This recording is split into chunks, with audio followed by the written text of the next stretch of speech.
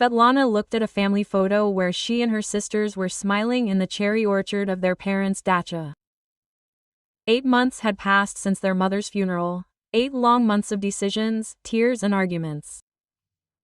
Sveta, you're at it again. The dacha is already 100 years old. It needs major repairs. Let's sell it and split the money. Masha, the eldest sister, spoke as usual, tired. Masha, you should sell it right away, as always. And remember how Dad planted cherries, how Mom canned jars. Svetlana looked at her middle sister for support. Tanya, tell her. Tatiana put her phone down and shrugged. We can do repairs and rent it out. At least there will be some profit. What repairs? What rent? The last time you were both there was 3 years ago. Masha stood up, emphasizing her status as the eldest. Yes, because I worked like crazy while you went to the sea with the kids, Svetlana flared up. Girls, stop. Tatiana settled the argument as usual. We had decided not to bother him until summer, and then we would come in the summer, clean up and decide. The July sun was blinding her eyes. Svetlana lowered the visor in the car and smiled at her husband. Thank you for coming with me, Andriusha. And I promised the kids some shashlik, he winked, glancing in the mirror at the back seat where their twins, Petya and Kostya, were playing. Mom, is there a river there? Petya asked. Yes, a small one, but you can't swim in it. But there are apple trees, cherry trees, a swing. Quote. Svetlana suddenly realized how much she missed the dacha. When they turned onto a familiar street, Svetlana frowned. Andrei, do you remember the road exactly? Of course. Here's the turn, here's that birch tree. Quote. He fell silent in surprise. A neat house with a new green fence stood in front of them. The roof sparkled with fresh tiles. The flower beds were full of flowers. There was a baby carriage by the gate. But it wasn't Svetlana who was gazing at the transformed house, although our apple tree and bathhouse were the same. They stopped. Svetlana hesitantly opened the gate and entered the yard. An unfamiliar woman was sitting on the veranda, reading a book. She had a 3-year-old baby at her feet. Hello, Svetlana began hesitantly. The woman raised her head and frowned. Who are you? How did you get here? This is my house. Svetlana felt a lump in her throat. The woman stood up, hugging the baby. What nonsense. We've been living here for 6 months. This is our house. 6 months? But how? Svetlana felt dizzy. At that moment, a man came out from around the corner of the house. He was holding a shovel, the same one that Dad bought shortly before his death. Quote. What's going on, Vera? He asked warily. These people say that this is their house. The woman looked scared. Quote.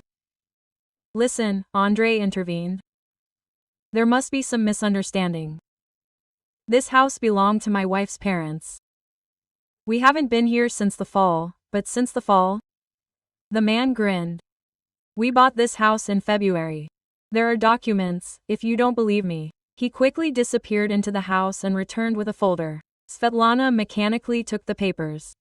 The purchase and sale agreement drawn up in the name of Sergei Petrovich Klimov. The seller's representative is Viktor Mikhailovich Zorin. Quote. Who is Zorin? She whispered. I don't know any Zorin. He is a realtor who represented the interests of the owners. Klimov shrugged. We were told that the owners were moving abroad, so they are selling in a hurry. Mom, we are going to grill shashlik, Petya's voice was heard. Svetlana turned around. The boys were standing at the gate with confused faces. No, kids, there's some kind of mistake. You said there was a swing here, Kostya was offended. Sveta, call your sisters, Andrei said quietly. An hour later, Masha drove up. She jumped out of the car without even closing the door. What the hell is going on here? Masha, calm down, Svetlana asked. But her sister had already moved on. Klimov. This is our house. Who are you? By what right? Quote. By right of ownership, Sergei Klimov answered firmly. We have documents. And we have documents too. Masha took out her phone and showed photos of the papers. Look, this house is in shared ownership of 3 Kornevoi sisters. We haven't sold anything to anyone. Vera Klimova turned pale. Seryoza, what's going on? You said everything was clear. And it is. He turned to the women. I checked everything before buying. No encumbrances, no shares. Quote. Will you allow me to enter the house? Asked Masha. The Klimovs exchanged glances, and Sergei reluctantly nodded. Please, but keep in mind that I have already called the local police officer. Svetlana crossed the threshold and froze. Familiar walls, mother's furniture, but everything was rearranged, new curtains and someone else's photographs on the walls. She went into the kitchen and sobbed, seeing mother's tea set, neatly arranged on the shelf. Mother had collected this tea set piece by piece. There is a chip on that cup. Tanya made it when she was 6. Vera was embarrassed. We thought it was all included in the price of the house. No one took anything away. Seryoza, if it is not true that the owner started Vera, but my husband interrupted. Wait with the conclusions. We will clarify everything according to the law. There was a noise in the yard. Tatiana arrived. She ran into the house, looked around and sat down on a chair. I do not understand how it was possible to sell the house without our knowledge. It's legally impossible. Obviously, it's possible, Klimov answered dryly. Mom, look. Kostya ran up to Svetlana. In his hands he was holding an old wooden toy. A bear with a broken paw. I found it in a box in the attic. A teddy bear. Svetlana took the toy. It's my toy. My dad made it for me when I was 5. Quote. Give me back someone else's thing, Vera said sternly. It's not someone else's thing, Masha flared up. It's our family heirloom. Mom, why does Auntie say that our teddy bear is theirs? Kostya asked, perplexed. A tense silence hung in the room. The local police officer, a young guy named Klementiev, carefully studied the documents of both parties. The situation is complicated. According to the papers, the house was sold legally. But if you claim that you did not give your consent, of course you did not, Masha interrupted. Then this is a matter for investigators. We need to file a report of fraud. And for now? Svetlana asked quietly. And for now? The Klimovs are actually the owners, the local police officer threw up his hands. They have valid documents in their hands. This is some kind of nightmare. Tatiana nervously fidgeted with the strap of her bag. How is this even possible? Do you have relatives who could have access to the documents? The local police officer asked. The sisters exchanged glances. Quote, Mom had a brother, Uncle Valera, Masha said slowly. We haven't talked to him for many years. He had problems with alcohol and money, Tatiana added. He was constantly borrowing from Mom. How could he? Svetlana looked at the local police officer. To sell it, we need our signatures, consent, forged documents, fake powers of attorney. Klementiev shrugged. Anything can happen. We'll sort it out. The sisters were sitting in Andrei's car, trying to understand what was happening. I called Uncle Valera yesterday. He's not answering, Tatiana said. His neighbor says he left somewhere about 3 months ago. Bastard. Masha spat it out. Mom supported him all his life, gave him money, and we don't know for sure that it was him, Svetlana sighed. Who else? Masha angrily wiped away her tears. Who else could have thought of selling our dacha? The children were promised shashlik. Svetlana looked at her husband guiltily. Don't worry. Andrei squeezed her hand. Let's go to the city beach, we can grill there too. The local police officer told me that after the report they will start looking for my uncle, but it may take time, said Tatiana. In the meantime, strangers live in our house and drink from our cups, Masha flared up. They are not guilty, Svetlana said quietly. They were deceived too. You know what, Svetka? Masha turned to her sister. If you had agreed to sell the dacha back then, as I suggested, none of this would have happened. How can you? Svetlana choked with indignation. Girls, enough, Tatiana intervened. What's the point of finding out now? Let's think about what to do. The week passed in endless calls to the police, consultations with lawyers and attempts to find my uncle. Sergei Klimov was initially aggressive, but gradually softened.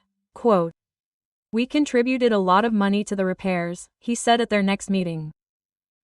"But if it turns out that the documents are fake, we don't want to live in a stolen house." I understand, nodded Tatiana, who took over the negotiations. None of us wanted this situation. Vera secretly wiped away tears. We were so happy about this house. The children got used to it, and now what? Svetlana looked at the woman and felt a strange mixture of pity and indignation. This strange family moved into their house, used their things, but they also became victims. Quote, "Maybe we can come to an agreement," she suddenly said. If you really want this house, Sveta, are you crazy? Masha glared at her sister. Wait, Tatiana stopped her. That's an option. We could formalize the sale if the price is fair. But this is our inheritance, Masha didn't calm down. We were going to sell it, Svetlana reminded her. Not us, but you. Masha snapped. Sergei Klima was closely following the squabble. You know, we would agree to a fair deal. We really like this house. Of course, first we need to get our money back. Look what we've done. Vera pointed to the garden. My husband restored the paths. I planted flowers. Don't think we've been sloppy here. Svetlana glanced around the plot. The dacha had never looked so well kept, even in better times, when her parents were alive and well. A few days later, the phone rang. Svetlana picked up the phone and heard an unfamiliar male voice. Hello, this is Igor Zubarev, investigator. We have found your uncle Valery Kornev. Where is he? Svetlana felt her heart beat faster. In the city hospital after a stroke. He is now conscious and ready to testify. Svetlana and Masha arrived at the hospital an hour later. Uncle Valera looked haggard and aged. When they entered, he turned to the wall. Quote, Uncle Valera, why did you do this? Svetlana asked quietly. He was silent for a long time, then hoarsely squeezed out. Quote, I didn't want to. Olga made me. What Olga? Masha frowned. My woman. I told her about the dacha, and she started coughing. She set it all up, found a realtor, forged the documents. I was drunk when I signed the papers on behalf of your mother. I don't even remember. Do you even understand what you've done? Masha could barely contain her rage. I understand. He wiped away a tear. Olga took the money and left. And the doctors say I'm not fit. Svetlana felt stuffy. She went out into the hallway and leaned against the wall. Through the half-open door she heard Masha scolding her uncle, how he cried and asked for forgiveness. The investigator, waiting in the hallway, quietly said, We found Olga in Sochi. She has the money. The documents are indeed forged. We will fix everything. We will return the house to you, though through the court. And the Klimovs, they invested their money. This is already a civil dispute, the researcher shrugged. They can sue the seller, but not you. 2 weeks later, Svetlana was standing at the gates of her parents' dacha again. This time, both sisters were with her. The Klimovs had already taken out most of their things, but were still staying in the house until the following Monday. Vera met them at the threshold. "Come in, would you like some tea? I just made some." They sat at the table in awkward silence. The three sisters and the Klimov family. "We wanted to apologize," Masha suddenly said, "not for returning what was ours, but for how things turned out." "It's not your fault." Sergei nodded. "We're sorry too, but we understand your position.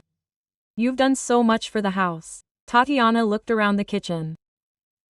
She would never have thought that the old sideboard could look so good. "I restored it," Sergei said proudly. "My hands are growing out of the right place." Svetlana bit her lip, collecting her thoughts. "My sisters and I said, we want to offer you to buy the dacha officially with a contract for the same money that you paid the scammers." Klima, you looked at each other in surprise. "But you fought for it so much," Vera said, confused. "We fought for justice," Tatiana answered.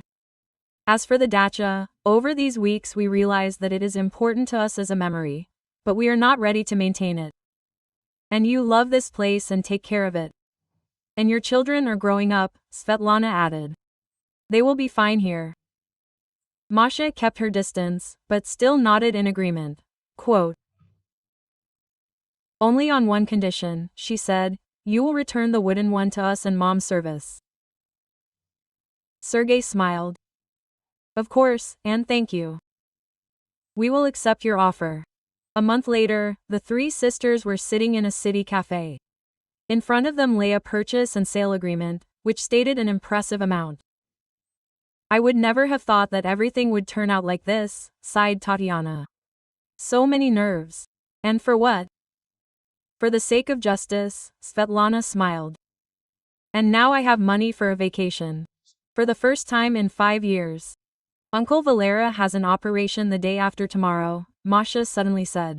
"I paid. After all, he is our blood." Svetlana looked at her sister in surprise. "You paid," quote. "What's wrong?" snorted Masha. "All this made me rethink a lot of things." Quote. "Klima, did you invite us to the housewarming?" Tatiana suddenly said. "Shall we go?" I don't know, Masha drawled. "Oh, come on." Svetlana nudged her sister with her shoulder. "Admit it, you want to see how they redid your room." They laughed, and Svetlana suddenly realized that something had changed between them, something important. Maybe they had lost their home, but they had found each other again.